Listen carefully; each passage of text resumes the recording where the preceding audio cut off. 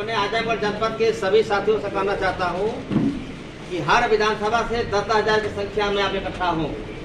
लोकतंत्र को बचाने के लिए, संविधान को बचाने के लिए आप सभी लोग लामबंद होकर के जो काउंटिंग स्थल है उसके आसपास रहें, डटे रहें, ताकि किसी प्रकार का आपके साथ अन्याय न हो।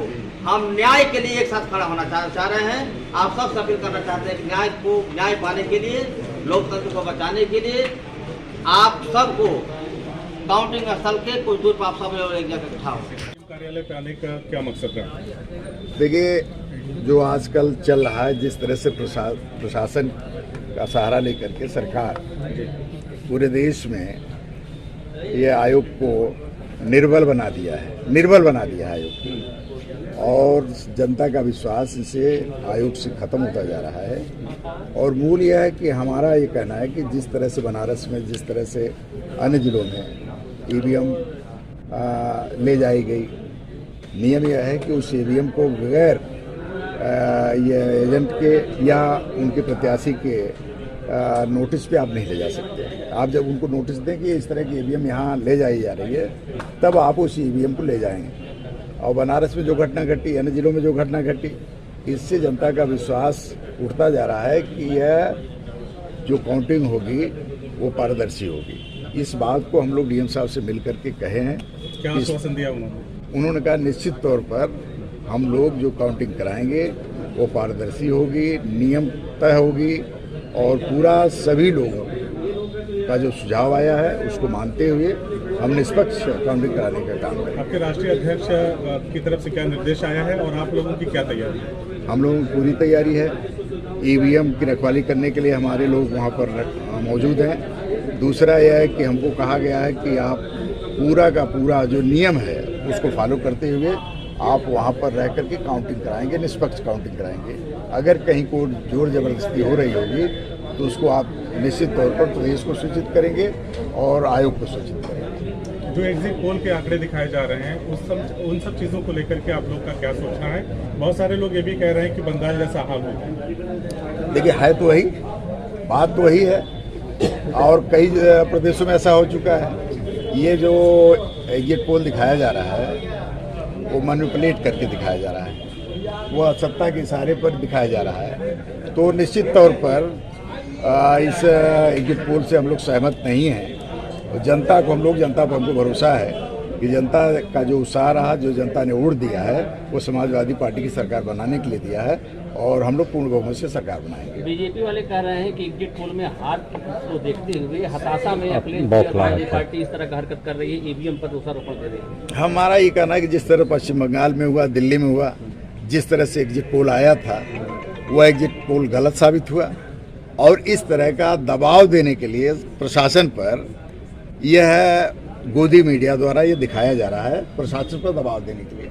लेकिन हम लोग निश्चित तौर पर इतने मुस्तैद हैं, समाजवादी पार्टी के लोग, कि हम ऐसी किसी हरकत को नाकाम करेंगे। क्या आजमगढ़ जिले में भी इस तरह की चीज़ें देखने को मिली जैसा अन्य जिलों में अखिलेश जी ने प्रेस कॉन्फ्रेंस में बताया? आजमगढ़ में भी कुछ ऐसी? आजमगढ़ में अभी नहीं दिखाई दी। आजमगढ़ में दिखाई देगी तो आप लोगों को हम लोग बताएंगे। जिलाधिकारी ने आपको क्या आश्वासन दिया? हम नियमतः करेंगे जो आयोग का निर्देश है। कहीं ऐसी ऐसा कोई नियम काम नहीं होगा जो नियम के विपरीत होगा, और हम लोग चाहते हैं नियमतः व काउंटिंग हो और रिजल्ट निष्पक्ष घोषित किया। आप लोगों को भरोसा है पूरा डीएम साहब की बात पे? अब भरोसा है, भरोसा तो करना पड़ेगा, और नहीं अगर होगा तो उसका भी हम लोग, आयोग है और सब चीज़ें हैं, हम लोग उसको संबंधित सूचना देंगे। देखिए, जो दल हमारे पास अभी मिलने आए थे तो उन्होंने कुछ अपनी बातें बताई हैं कि जो भी आयोग के निर्देश हैं उसके हिसाब से उनके एजेंट्स बनाए हैं, तो वो पहले से ही सारी व्यवस्थाएं की गई हैं, और उनको सारी बारीकियां, जो भी इंस्ट्रक्शंस हैं, वो मेरे द्वारा विस्तार से आधा घंटा उनके साथ बात करके एक एक चीज़ के उनके डाउट क्लियर किए गए हैं। और जो भी आयोग के इंस्ट्रक्शन थे, चाहे वो एजेंट बनाने से लेकर के हर काउंटिंग के राउंड की किस तरीके से काउंटिंग का राउंड चलेगा, वो सारी व्यवस्था उन्हें बताई गई है, और पूरी तरीके से जो भी कमीशन का निर्देश है उसी के हिसाब से काउंटिंग की प्रक्रिया कराई जा रही है। सर, कल काउंटिंग है तो किस तरह की तैयारी कराई गई वहाँ? देखिए, काउंटिंग के लिए हमारे पास 14 टेबल्स लगाई गई हैं हर एक राउंड में, और साथ में 3 स्तरीय सुरक्षा व्यवस्था की गई है, और पूरे इवेंट की वीडियोग्राफी और सीसीटीवी कवरेज भी कराई जा रही है। करीबन 16 मजिस्ट्रेट्स हमने अलग अलग उस क्षेत्र में लगाए हैं, जो कि पूरी तरीके से अवांछनीय तत्वों पर नज़र भी रखेंगे। सभी एजेंट्स को नामित कर दिया गया है और जिस भी टेबल पे एजेंट्स बनने हैं, चाहे पोस्टल बैलेट की टेबल हो चाहे नॉर्मल काउंटिंग टेबल हो, उनको भी नामित करने के लिए एसडीएम से अपनी कार्रवाई कर रहे हैं। तो पूरी तरीके से हम लोग मुस्तैद हैं और अच्छे से काउंटिंग होगी। सर रिस्ट्रिक्शन है ना वो एजेंट्स को जो प्रवेश आते हैं, क्या रिस्ट्रिक्शन है? रिजल्ट के लिए जो व्यवस्था बनाई गई है वो आपका जो एनकोर का सॉफ्टवेयर है उसके माध्यम से ये सारे रिजल्ट फ्लैश होते रहते हैं और डिस्प्ले बोर्ड पे भी रिजल्ट्स लगाए जाएंगे। और मीडिया सेंटर में भी व्यवस्था हम लोगों ने अधिकारी नामित किए हुए हैं, जो कि मीडिया को भी उसी समय रियल टाइम बेसिस पे जो भी रिजल्ट्स होंगे वो दिए जाएंगे, जिससे किसी में किसी प्रकार का कोई संशय ना रहे और पारदर्शी तरीके से सभी रिजल्ट्स हर राउंड के अनाउंस किए जाएंगे। समाजवादी बाबा साहब अम्बेडकर वाहिनी के राष्ट्रीय अध्यक्ष हैं और पार्टी ने इनको अधिकृत किया है कि आज प्रेस करने के लिए और मुद्दों पर जो हम लोग बात करके आए हैं उसमें जाने के लिए। समाजवादी पार्टी के राष्ट्रीय अध्यक्ष आदरणीय श्री अखिलेश यादव जी के निर्देश पर आज आजमगढ़ में मतगणना प्रभारी रूप में आया। मेरे साथ बैठे हैं यहाँ के जिलाध्यक्ष आदरणीय भगदास यादव जी और सभी जिम्मेदार साथी। जैसा कि आपको मालूम है 10 मार्च को कल काउंटिंग होना है और काउंटिंग से पहले जो मीडिया ने साजिश के तहत बीजेपी के इशारे पर जो एग्जिट को दिखाया गया है वह समाजवादी साथियों को मनोबल गिराने का साजिश है, जिसे पूरे प्रदेश में जो माहौल था प्रथम चरण से लेकर 7वें चरण तक जब चुनाव हुए हैं तो 7वें चरण में समाजवादी पार्टी प्रचंड बहुमत के साथ आ रही है। ये बड़ी साजिश हुई है कि समाजवादी पार्टी के लोगों को मनोबल कैसे गिराया जाए, अधिकारियों का मनोबल कैसे बढ़ाया जाए, क्योंकि जब चुनाव जब नजदीक जैसे 7वां चरण खत्म हुआ तो जो अधिकारी वर्ग है, जो कर्मचारी वर्ग है, वो माननीय अखिलेश यादव जी के संपर्क में आना शुरू कर दिया। समाजवादी पार्टी के कैडारों का चक्कर काटना शुरू कर दिया। यह भनक जब उत्तर प्रदेश मुख्यमंत्री को लगी तो उन्हें लगा कि हमें कुछ न कुछ साजिश करना चाहिए और साजिश में बड़ा जो एग्जिट पोल दिखाया गया है। हालांकि समाजवादी पार्टी के हमारे जो कार्यकर्ता हैं, जो समर्थक हैं, किसान मजदूर हैं, प्रदेश की आवाम जनता इसको नकार दिया है। उदाहरण के तौर पर जब पश्चिम बंगाल में जो चुनाव हुआ तो पश्चिम बंगाल में भी जो एग्जिट पोल आया था तो वहाँ भी लोग बीजेपी की सरकार बना रहे थे।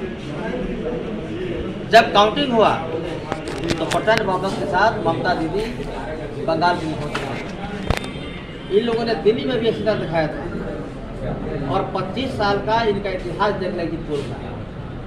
25 साल में 90% इनका एग्जिट पोल फेल मारा है। इसलिए मैं समाजवादी पार्टी के साथियों से मैं आज कहने आया हूँ कि निराश नहीं होना है। जिस तरह से प्रदेश की जनता ने माननीय अखिलेश यादव जी को अपार स्नेह प्यार दिया है, समाजवादी पार्टियों गठबंधन के लोगों को दिया है, मैं कह सकता हूँ कि पूरे प्रदेश में 300 सीटें पार करेंगे और माननीय श्री अखिलेश यादव जी प्रचंड बहुमत होते हैं। जो हमले हुए हैं ये पहली बार ऐसा हो रहा है, एक राजनेता एक राजनेता पर हमला करा रहा है। स्वामी प्रसाद मौर्य जी बड़े नेता, सैकड़ों गाड़ियाँ तोड़ी गई, उनके कार्यकर्ताओं पर हमला बोला गया। स्वामी प्रसाद मौर्य जी बाल बाल बचे, लेकिन कोई कार्रवाई नहीं हुई। ओम प्रकाश राजभर जी जब नॉमिनेशन करने जा रहे थे तो उनके बेटे पर भी हमला हुआ था, लेकिन कोई कार्रवाई नहीं हुई। इसलिए ये मतगणना को समाजवादी पार्टी के लोगों ने गंभीरता से लिया। हम चैन से नहीं बैठने वाले हैं। ये झूठ लोगों को जवाब देने के लिए समाजवादी साथी और तैयार है। जिस दिन से हमारा चुनाव हुआ है उसी दिन से स्ट्रांग रूम के बाहर सैकड़ों की संख्या में हमारे समाजवादी कार्यकर्ता बैठे हुए हैं। ये घपला करना चाहते हैं, लेकिन हम घपला करने नहीं देंगे। इसलिए मैं कहना चाहता हूँ प्रेस मीडिया के लोगों, आपसे भी निवेदन करना चाहता हूँ, जो सच्चे ईमानदार सिपाही हैं, पुलिस प्रशासन के लोग हैं, जिला प्रशासन के लोग हैं, अधिकारी कर्मचारी हैं, किसान मजदूर हैं, मैं उन सबसे अपील करना चाहता हूँ कि लोकतंत्र को बचाने के लिए सब लोग समाजवादी पार्टी के साथ हैं। लोकतंत्र नहीं रहेगा तो सब कुछ खत्म हो जाएगा और हो सकता है कि दूसरी आज़ादी लड़ने के लिए हमें तैयार रहना होगा। एक आज़ादी की लड़ाई हुई थी जिसमें तमाम रणबांकुरों ने अपने देश को आज़ाद दिलाने के लिए कुर्बानी भी दी और देश को आज़ादी मिली है। हो सकता है उत्तर प्रदेश चुनाव में जिस तरह से हरकतें हो रही है, लोकतंत्र की हत्या हो रही है, लोकतंत्र की हत्या को रोकने के लिए हो सकता है एक जनक्रांति करनी पड़े, दूसरी आज़ादी की लड़ाई लड़नी पड़े। मैं अपने साथियों से आह्वान करना आया कि राजपाट थाली में सजो को नहीं मिलता, राजपाट संघर्षों के बल पर मिलता है और समाजवादी पार्टी इस प्रदेश में लगातार संघर्ष कर रही है। गरीब के मामले में, दलित के मामले में, पिछड़े के मामले में, किसान के मामले में, मजदूर के मामले में, चाहे कोरोना काल का समय हो, किसी भी मामले में देखें समाजवादी पार्टी ने संघर्ष किया है। इसलिए मैं आह्वान करना चाहता हूँ कि लोकतंत्र को बचाने के लिए, लोकतंत्र की रक्षा के लिए, संविधान की रक्षा के लिए मैं समाजवादी साथियों से अपील करना चाहता हूँ कि किसी भी स्तर पर उतरना पड़े तो हम करेंगे, जरूरत पड़ा तो हम क्रांति भी करेंगे, हम ईट्स का एक जवाब देने को तैयार बैठे हैं, लेकिन लोकतंत्र की हत्या हम कतई नहीं होने देंगे। इसलिए मैं आज आजमगढ़ के सभी जिम्मेदार हमारे पदाधिकारी, सभी हमारे कार्यकर्ता समर्थकों से मैं अपील करना चाहता हूँ कि धोखा हुआ है, अब धोखा नहीं होने देंगे। ईवीएम में जो घोटाला हो रहा है, बनारस में क्या हुआ, ईवीएम पकड़ी गई है, 2 ट्रक चला गया, वहाँ के कार्यकर्ताओं ने दौड़ा के ईवीएम पकड़ा, उसके चारों चक्के में जब लोगों ने पंचर किया तो भाग नहीं पाया। बरेली में क्या हुआ, सोनभद्र में क्या हुआ, ये तमाम ऐसे जिले हैं जहाँ पर ईवीएम पकड़ी जा रही है। सुल्तानपुर भी पकड़ा गया है। इसलिए नियम भी है कि अगर कोई ईवीएम मशीन आ रही हो, ईवीएम मशीन जा रही हो, तो जो पार्टी के जो कैंडिडेट हैं, जो हमारे एजेंट हैं, उनके निगरानी में ईवीएम आए और जाए। लेकिन ऐसा नहीं किया जा रहा है। प्रमुख सचिव का फोन आता है डीएम पर, मुख्यमंत्री का फोन आता है कि बदल दो ईवीएम। तमाम ऐसे उदाहरण है, तमाम ऐसे गाड़ी पकड़ी, इसका नंबर भी है। मैं इसलिए कहना चाहता हूँ और मैं कहना चाहता हूँ कि ये मामूली लड़ाई नहीं है, ये लड़ाई बहुत बड़ी लड़ाई हो गई है। जहाँ प्रदेश की जनता, जहाँ पश्चिम से शुरुआत हुआ, प्रथम चरण का दौरा हुआ, मैं गया था। प्रथम चरण के दौरे में जहाँ जनता ने नकार दिया, दूसरे चरण में नकार दिया, तीसरे चरण में नकार दिया, यहाँ तक कि 3 चरण तक के चुनाव तक जब जनता ने नकार दिया तो एग्जिट पोल दिखाने वाले लोग यूक्रेन चले गए, यूक्रेन की बात करने लगे। और 7वां चरण का जब चुनाव खत्म हुआ तो यूक्रेन से लौट करके आज एग्जिट पोल दिखा रहे हैं। अच्छा, भारतीय जनता पार्टी के लोग कह रहे हैं कि ये संभावित हार को देखते हुए हताश और निराश अखिलेश यादव अराजकता फैलाने के लिए काउंसिल में किस तरह का बयान दे रहे हैं। समाजवादी पार्टी न्याय चाहती है, समाजवादी पार्टी लोकतंत्र की रक्षा चाहती है, समाजवादी पार्टी गरीबों मजलूमों की एक बड़ी आवाज़ है, उस आवाज़ को दबाने की साजिश हो रही है। और अखिलेश यादव जैसा नेता अगर मिला है पूरे देश के अंदर, तो उनको प्रदेश की जरूरत नहीं है, आने वाले दिनों में उनको देश की जरूरत है। इसलिए हताशा भारतीय जनता पार्टी के अंदर है, उनका ही बयान बदल जाता है। इतनी बड़ी हताशा हुआ कि भारत का गृह मंत्री का बयान आता है कि 12 पास करने के बाद इंटर पास कराएंगे। ये हताशा का बयान है। जब पश्चिम में गए थे मुख्यमंत्री बाबा मुख्यमंत्री, तो उन्होंने कहा कि हम गर्मी निकाल देंगे। ये हताशा का बयान है। क्योंकि जब वहाँ पर माननीय अखिलेश यादव जी, आप कह रहे हैं मीडिया को कि मीडिया भरोसा नहीं, गोदी मीडिया, और उसी मीडिया को बुला के अपनी आप बात कर रहे हैं, तो कैसे मीडिया को आरोप लगा? लोकतंत्र के चौथे स्तंभ हैं, हम भरोसा करते हैं। हम भरोसा गोदी मीडिया कौन हुआ? सब गोदी मीडिया नहीं है, सब गोदी मीडिया नहीं है। आपके जो बड़े बड़े आका हैं उनकी बात कर रहा हूँ। एबीसी गोदी में, ये गोदी मीडिया के लोग अब नहीं है।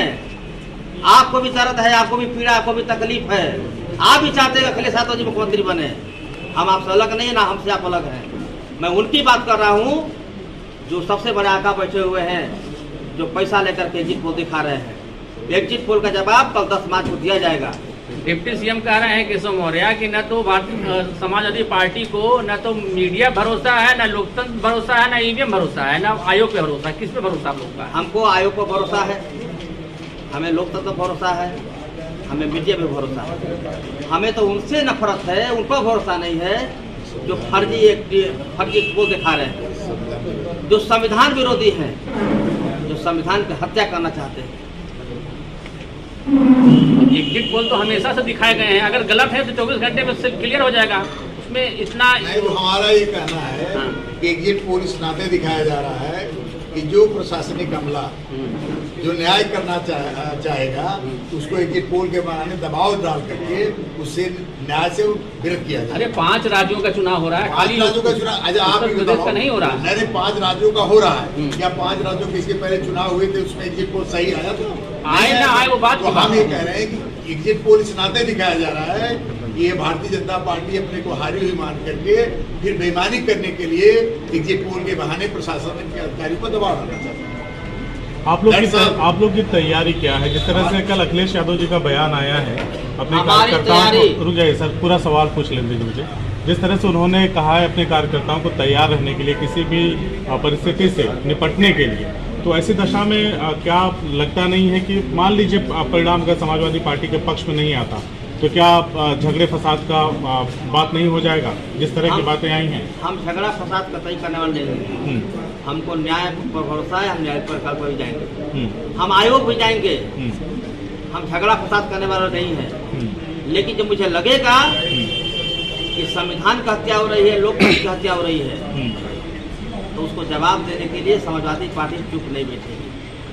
अखिलेश जी के आह्वान के बाद क्या तैयारियां हैं जिले वाइज? तैयारियां हमारी जहाँ काउंटिंग होना है, काउंटिंग स्थल पर सैकड़ों की तादाद में हमारे साथी बैठे हुए हैं और पूरी रात जगेंगे।